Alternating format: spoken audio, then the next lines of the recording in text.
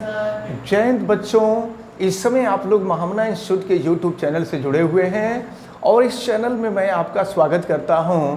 आज मैं आपको केमिस्ट्री का बहुत ही इम्पोर्टेंट टर्म डाल्टन का परमाणु सिद्धांत, जिसको डाल्टन का परमाणुवाद कहते हैं, डाल्टन का परमाणुवाद यानी डाल्टन का परमाणु सिद्धांत हम आपको बताने जा रहे हैं।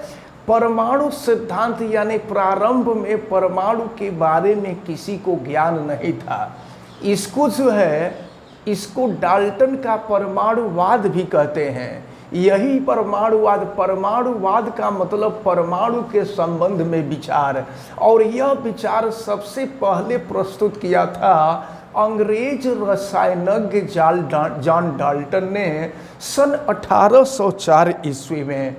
तो डाल्टन का परमाणु सिद्धांत या डाल्टन का परमाणु मॉडल क्या है, हम लोगों को इसका अध्ययन करना है। लेकिन इसके पहले मैं आपको बता दूं कि अगर आप इस चैनल पे नए हैं तो चैनल को सब्सक्राइब जरूर कर लीजिए, बेल आइकन को भी आप प्रेस कीजिए ताकि पढ़ने वाले नित नए वीडियो की सूचना आपको मिलती रहे।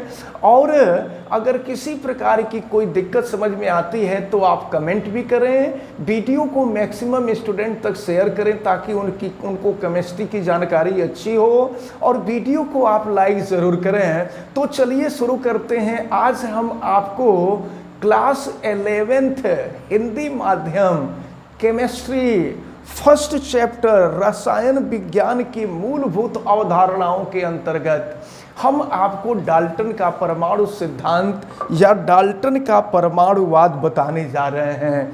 इनका जो पहला परमाणुवाद था, ये पहला परमाणुवाद हम आपको बताने जा रहे हैं। और पहला परमाणुवाद ये था कि द्रव्य अति सूक्ष्म कणों से मिलकर के बना है, जिन्हें परमाणु कहते हैं। ये पहला परमाणुवाद था।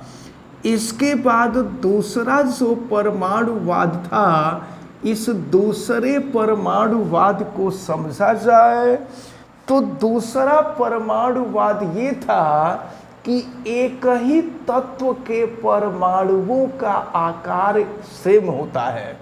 जैसे ऑक्सीजन के अगर ढेर सारे परमाणु हों तो ऑक्सीजन के सभी परमाणुओं का आकार एक होगा, और अगर हाइड्रोजन के परमाणु हों तो हाइड्रोजन के जितने भी परमाणु होंगे उनका आकार एक जैसा होगा। दूसरे शब्दों में हम कहें तो डाल्टन का दूसरा परमाणुवाद ये था कि किसी विशेष तत्व के परमाणुओं का आकार, परिमाण एवं रासायनिक गुण एक समान होते हैं। और इसके बाद हम आते हैं तीसरे परमाणुवाद पर। तो तीसरा परमाणुवाद ये है कि एक तत्व का परमाणु किसी दूसरे तत्व के परमाणु से आकार में भिन्न होता है। जैसे मान लीजिए एक हाइड्रोजन का परमाणु है और दूसरा ऑक्सीजन का परमाणु है, तो ऑक्सीजन के परमाणु का आकार, रासायनिक गुण, परिमाण दूसरा होता है। और अगर दूसरा गैस ले लें, अगर मान लीजिए पहली बार में हम ऑक्सीजन लेते हैं तो ऑक्सीजन के लिए कुछ और होता है, और दूसरी बार में हम हाइड्रोजन गैस लेते हैं तो हाइड्रोजन के लिए कुछ और होता है। अब इसके बाद हम आते हैं, ये जो चौथा परमाणुवाद है, इस चौथे परमाणुवाद के बारे में। चौथा परमाणुवाद ये था कि परमाणु अविभाज्य है। पहले वैज्ञानिकों का विचार ये था कि परमाणु को किसी भी विधि से तोड़ा नहीं जा सकता, यानी कि परमाणु अविभाज्य होता है, परमाणु को विभाजित नहीं किया जा सकता।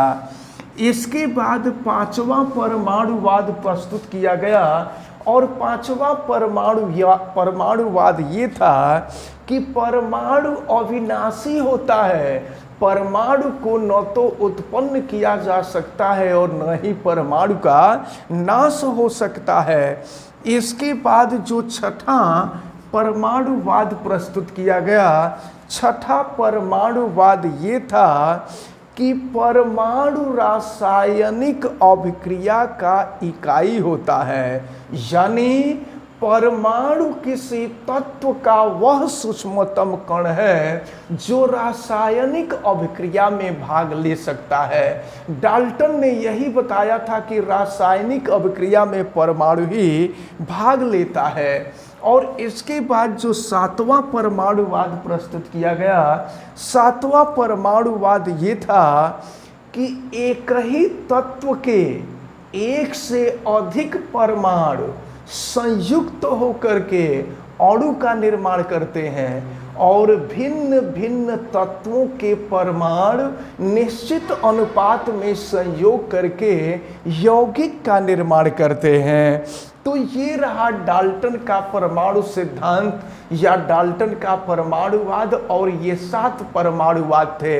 मैं आपको बता दूं कि ये परमाणुवाद सबसे पहले प्रस्तुत किया गया था, बाद में चल करके इस परमाणुवाद के अंदर ढेर सारे दोष पाए गए, इसलिए इस परमाणुवाद में संशोधन किया गया और परमाणुवाद में संशोधन करके आधुनिक परमाणुवाद प्रस्तुत किया गया। तो इसके बाद हम लोग आधुनिक परमाणुवाद को पढ़ेंगे। फिलहाल हमें उम्मीद है कि डाल्टन का परमाणुवाद यानी जो प्राचीन परमाणुवाद है, ये प्राचीन परमाणुवाद आप सबको समझ में आया होगा। तो हमें उम्मीद है कि ये जो डाल्टन का परमाणुवाद है, डाल्टन का परमाणुवाद आप सबको अच्छी तरह से समझ में आया होगा। आप वीडियो को लाइक ज़रूर कीजिएगा, चैनल को सब्सक्राइब भी कीजिएगा, बेल आइकन को प्रेस भी करेंगे, इस वीडियो को मैक्सिमम स्टूडेंट तक शेयर भी करेंगे। और अगर किसी प्रकार की कोई दिक्कत समझ में आएगी तो आप हमें कमेंट करके ज़रूर बताएंगे। आप सभी लोगों का बहुत बहुत धन्यवाद। जय हिंद।